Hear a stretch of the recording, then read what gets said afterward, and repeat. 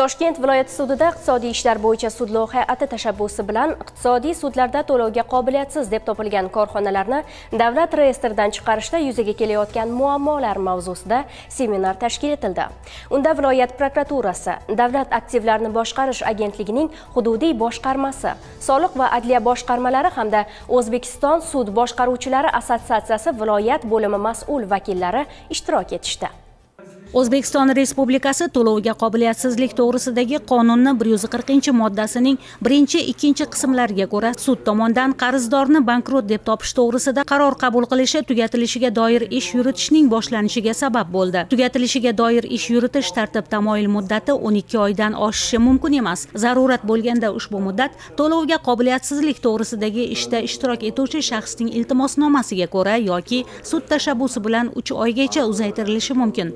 Seminarda viloyat sudi raisining o'rinbosari, iqtisodiy ishlar bo'yicha sudlov hay'ati raisi Azamat Ikromovning ma'ruzasi tinglandi. Ma'ruzachining qayd etishicha, ayni paytda tugatish muddati 1 yildan oshgan bankrotlik ishlari viloyatda 106 tani tashkil etadi. Tahlillarga ko'ra, sud boshqaruvchilari sonining kamligi, sud boshqaruvchilarining saviyasini oshirishga qaratilgan chora-tadbirlarning yetarli darajada ijro etilmasligi, tugatishiga doir ish yuritishni tamomlash haqidagi ajrimning davlat dasturlari markazlari tomonidan dasturiy takomillashuv yo'qligi asosi bilan uzoq muddat ijro etilmay turganligi, sohadagi kadrlar qo'nimsizligi kabi omillar tugatish tartib-tamoyillari muddatlari sun'iy ravishda cho'zilib ketishiga sabab bo'lmoqda.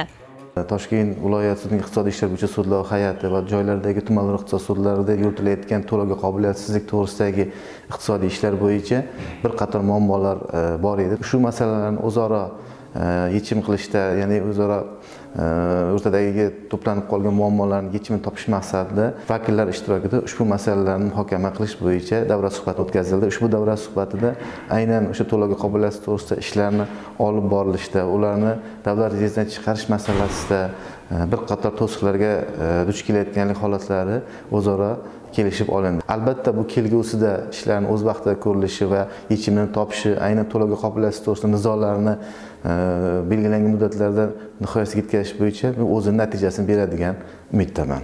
Oshkoralik va ochiq muloqot ruhida o'tgan seminarda bu kabi muammolarni yechimi keng muhokama qilindi va ularni bartaraf etish bo'yicha zarur chora-tadbirlar belgilab olindi.